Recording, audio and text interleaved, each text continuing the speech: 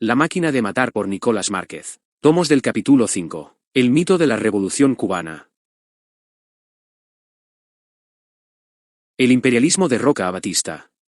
La entrega de Cuba al comunismo promovida por las administraciones norteamericanas en manos de Dwight David Eisenhower primero y John F. Kennedy después, no es una mera teoría sino una realidad concreta y confesada de manera taxativa por quien fuera el embajador en Cuba encargado de comunicar a Batista su expulsión. Incluso, una vez pasada la revolución, el mencionado Gerald Smith expuso ante el subcomité del Senado sobre la seguridad interior revelando datos extraordinarios que ratificaron por completo el papel determinante de los Estados Unidos para la llegada de Castro al poder. Entre los expuestos, Smith confirmó que el régimen del presidente Eisenhower se empeñó en que Castro Ruz llegara al poder. Es difícil entender esta política desde un punto de vista norteamericano. He demostrado en varias veces cuando la ocasión era propicia y había oportunidades de encontrar una solución sin Batista ni Castro, nuestro Departamento de Estado se negó a dar su apoyo consiguiendo que Batista ya no fuera útil.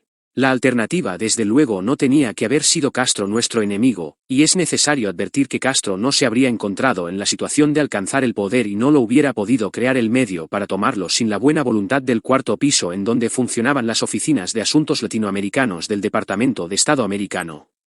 Era imposible que el subsecretario de Estado, su compañero William Whelan y el cuarto piso no estuvieran enterados de las aficiones comunistas de Fidel Castro. No existe la posibilidad de que la CIA no lo supiera.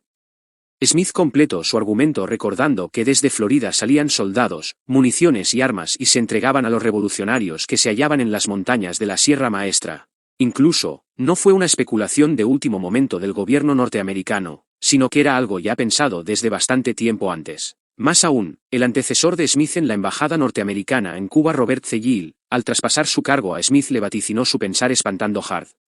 Lamentó que vayas a Cuba, te envía a Cuba para prescindir la caída de Batista, se ha tomado la decisión de que Batista tiene que desaparecer. Necesitas andar con mucho cuidado. Declaraciones del embajador Robert Gill en el Senado 12 de junio de 1961.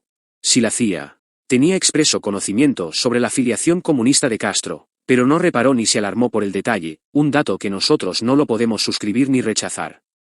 Poco podemos saber si por inoperancia o por inferencia investigativa, fue efectivamente engañada por Castro y sus declamaciones macartistas, empero. Lo que sí es una verdad de apuño, es que el derrocamiento a Batista lo hizo Estados Unidos y no un puñado de campesinos analfabetos. Va de suyo que no es esto lo que se enseña en los colegios cubanos desde 1959 a la fecha. Caso contrario, deberían cambiar la efigie de los idolatrados iconos de la revolución, Cienfuegos, Guevara, Castro y algunos otros barbudos más, por la de los presidentes norteamericanos Eisenhower y Kennedy, respectivamente. Pero eso le quitaría épica a la engañosa mitología revolucionaria tan frecuentemente apañada por la progresía transnacional y la prensa bien pensante. El último paseo. Mientras los norteamericanos expulsaban al presidente cubano. Una de las gestas guerrilleras más espectaculares que la leyenda castrista vendió sobre la revolución fue la toma de Santiago de Cuba. La segunda ciudad del país en importancia estructural y la primera en importancia militar. Pero muy lejos de la batalla heroica, la toma de Santiago no dictó mucho de asemejarse a una alegre caminata deportiva. La policía y las fuerzas armadas batistianas no solo no pelearon, sino que acordaron con los rebeldes sublevarse contra Batista. Así lo relató Matos, quien era justamente el comandante de tomar la ciudad. Paseo. El comandante Facio Aza, jefe de la policía de la ciudad, me ha enviado un mensaje garantizando que sus fuerzas se pondrán a nuestras órdenes con todos los carros patrulleros tan pronto yo le indique. La base naval de la Mariana en Punta Blanca tiene gran capacidad defensiva. Pero no nos preocupa. Tenemos informes de que la Marina se unirá a nosotros cuando las acciones alcancen intensidad. En la bahía operarán 2 fragatas. La Antonia Macao y la Máximo Gómez. La mayoría de la oficialidad de esta última simpatizan con nosotros. Entre ellos hay una conspiración bien extendida. Uno de estos oficiales, el capitán Trujillo, se ha incorporado a la columna número 9. También tenemos varios de sus marinos. Estoy impulsando la sublevación, con la inteligente intervención de dirigentes del 26 de julio en Santiago. Ellos están al tanto de las garantías que Fidel les ha dado. Los oficiales de la Máxima Gómez pueden comenzar a trabajar en las deserciones de los oficiales de la Autonomía Maceo. Hemos estado acumulando grandes cantidades de gasolina que nos entregan la refinería Taxaco durante la noche. Es decir, hasta las petroleras multinacionales conspiraban a favor del proyecto Castro-Guevarista. Ni siquiera el paseo por Santiago podría ser obstaculizado por la Infantería de Marina de Cuba, puesto que, tal como anotó Matos, sus integrantes siempre han tratado de demostrar que la hostilidad hacia las fuerzas revolucionarias es forzada por las circunstancias y que existe una corriente de coincidencia entre ellos y los barbudos. Toda la coyuntura para la toma de la ciudad portadora del distrito militar más importante de la isla, se presentaba de manera más semejante a un distendido paseo que a una valla decisiva. El amable desfile sería encabezado por el comandante Joubert Matos. Sin embargo, la peregrinación se dilató unos días. Ocurrió que las cosas fueron más fáciles aún. Cuenta el propio Matos. El 28 de diciembre habrá una reunión muy seria y secreta entre Fidel y el general Eulogio Cantillo, jefe de operaciones del ejército de Batista. Con la más absoluta reserva él y Fidel ha intercambiado recados, notas y cortesías. La reunión se celebra en el Central Oriente. Los pocos que lo saben viven momentos de tensión. El resultado es un pacto para poner fin a la guerra el 1 de enero con un reconocimiento del triunfo de la revolución y una alianza entre los militares y los rebeldes. 3 horas después de concertado el acuerdo, llega Raúl Castro con la columna 9. Viene contento con un mensaje verbal a Fidel. Uber, vengo a buscarte, me dice entusiasmado, se ha logrado hoy un acuerdo con Cantillo por el cual el 1 de enero de 1959 termina definitivamente la guerra. En la ejecución del plan tienes una importante participación. Fidel necesita conservar contigo. Te espera cerca de Palma Soriano. Fidel, Raúl y yo conversamos en privado. Uber. Como tú ya sabes, hemos llegado a un arreglo con Cantillo. El 1 de enero a las 3 de la tarde tú estarás en el cuartel Moncada representándome a mí y al ejército rebelde. Irás con 300 hombres escogidos de tu columna. Allí se hará un pronunciamiento conjunto del ejército rebelde y del ejército nacional, poniendo fin a la dictadura y a la guerra y proclamando el triunfo de la revolución, la unificación del ejército y la instauración de un gobierno civil. Desde Santiago se les dirán a las naciones que el ejército rebelde y el ejército nacional se ha convertido en una sola fuerza. Además, daremos lectura a los puntos en que se basa el acuerdo. Finalmente, Cantillo dilató el evento 5 días más porque es razón pues para dar tiempo suficiente a que Batista preparase los detalles de la retirada preventiva para el 1 de enero que Estados Unidos la había ordenado. En cuanto al citado comandante Bonifacio Aza, jefe de la policía de Santiago de Cuba, quien ofreció sus hombres al servicio de los rebeldes, este fue fusilado tras la revolución de 1959, cuando se advirtió que no simpatizaba con las ideas comunistas. La masacre de Santa Clara. Y a todo esto, ¿qué era de la vida del Che Guevara? Según la leyenda castrista, el Che encabezó el golpe final, que fue la batalla de Santa Clara, entre el 29 y 31 de diciembre de 1958. Otro cuento que vale la pena revisar. La realidad fue que los guerrilleros del Segundo Frente Nacional del Escambray ya habían conservado con los soldados de Batista. Y estos habían manifestado, al igual que en la mayoría de las unidades de los cuarteles militares, la total voluntad de no pelear en Santa Clara. Tan baja era la moral de combatientes de las fuerzas de Batista, que un sumario de la inteligencia militar del gobierno fechado el 27 de diciembre notificaba lo siguiente. Las tropas en general en aquella provincia de Santa Clara se observan con mucho pesimismo. Y se quejan de que en ningún caso donde se ha batido con los alzados, siendo estos más numerosos y haber perdido refuerzos de hombres y parque, se les ha enviado. Entonces los soldados de Batista avisaron previamente a los rebeldes que llegarían en tren a Santa Clara y entregarían sus armas en el acto. Los laureles se los llevarían en el Segundo Frente Nacional de Escambray y no las tropas de Guevara, que tenía la misma zona de operaciones. Por añadidura, aquellos querían con mejor imagen y posicionamiento político para gestionar o influir hacia una transición en consonancia con lo prometido, normalizar la institucionalidad de Cuba en clave republicana. Pero esta pretensión cívica entorpecía los herméticos planes castro-guevaristas de alzarse con el poder e imponer el comunismo. Ante esto, Guevara fue más allá y les ofreció dinero a los ya rendidos militares de Batista. Aceptaron de buena gana entre rendirse gratis a rendirse con una paga. No tuvieron mucho para pensar.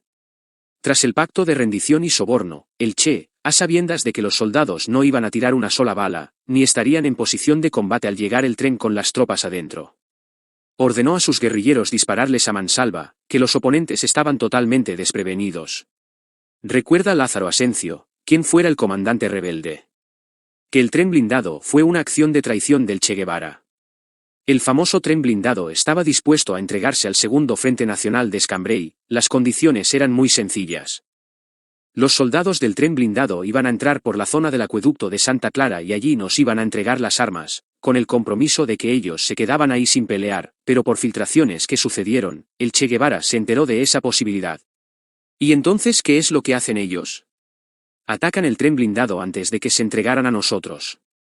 Aunque las películas hollywoodenses pretendan hacer pasar dicho episodio como una epopeya bien propia de los filmes de Sylvester Stallone. Lo sucedido fue un incidente vergonzoso. Primeramente, el Segundo Frente del Escambray había pactado con los batistianos la rendición. No habría derramamiento de sangre. Ni tampoco dinero en juego. Guevara elaboró el innecesario soborno, y acto seguido a traición. Asesina a diestra y siniestra a los rendidos soldados de Batista, quienes conformaban lo pactado. Los hombres del tren no estaban siquiera en posición de combate, sino distraídos y solamente mentalizados para la acordada entrega de armas. El episodio del tren blindado no es un asunto menor en esta historia, ya que, con el armamento recuperado del ferrocarril, la columna de Guevara entraría en La Habana días después con un poder de fuego muy superior al de cualquier otro grupo opositor. Poder de fuego que serviría para presionar en favor de las pretensiones escondidas de Fidel Castro. En verdad, quien había hecho las primeras negociaciones para la rendición del tren fue Eloy Gutiérrez Menoyo, comandante del Segundo Frente de Escambray. El tren se encontraba bajo el mando del teniente Florentino Russell.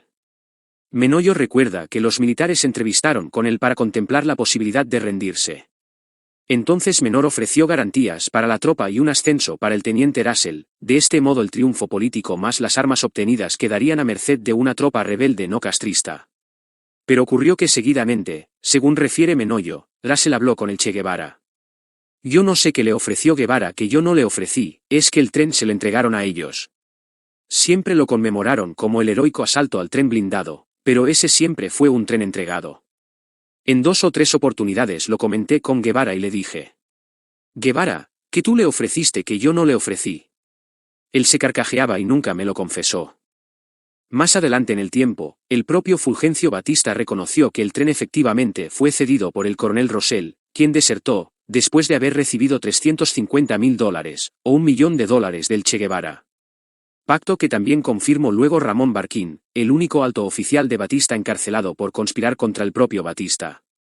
Por su parte, Jaime Costa, asaltante del cuartel Moncada, expedicionario del yate Grama y comandante del ejército rebelde, recuerda que el primero que entró en Santa Clara ciudad es el Che, y Félix Torres, un comunista de la Villas, le dice: Che, tiene a los chivatos de Batista, y el Che, sin más ni menos, los va matando sin interrogar. En eso el segundo que entra en Santa Clara es Camilo y entonces él tiene una expresión. Pero coño, aquí se han bañado en vez de con agua con sangre, porque donde quiera hay un muerto tirado en la esquina, han acabado con este pueblo. O sea que el Che cometió una traición doble, a sus camaradas del ejército rebelde del Segundo Frente Nacional del Escambray, y a los soldados batistianos que ya habían pactado la entrega, pero igual fueron asesinados. Conclusión, en un pacto de paz y rendición en donde no habría derramamiento de sangre alguno, la gesta de Guevara consistió en intervenir para efectuar un soborno seguido de una traición, en la cual se atacó a sangre y fuego de modo sorpresivo. Ello explica por qué entonces la columna de Guevara padeció apenas un soldado de 6 bajas, en contraste con las más de 300 muertos del bando oponente y de cuya gigantesca masacre Guevara participó con entusiasmo personal en el fusilamiento de 23 soldados. Y detallando aspectos de su masacre a traición, Guevara relató que para tal fin arrojaron botellas con gasolinas encendidas y que el tren se convirtió en un auténtico horno para los soldados. Y de las muy pocas cosas que el Che anotó en su diario relativistas a Santa Clara, destaca una anécdota por cuya innecesaria crueldad disfrazada de coraje rojo revolucionario vale la pena transcribir. El Che escribe: recuerdo un episodio que era demostrativo del espíritu de nuestra fuerza en esos días finales. Yo había amonestado a un soldado por estar durmiendo en pleno combate y me contestó que lo había desarmado por habérsele escapado un tiro. Le respondí con mi sequedad habitual: gánate otro fusil yendo desarmado a la primera línea si eres capaz de hacerlo. En Santa Clara, revisando a los heridos en el hospital, alguien me tocó la mano y me dijo: recuerda, comandante, me mandó a buscar un arma en Remedios.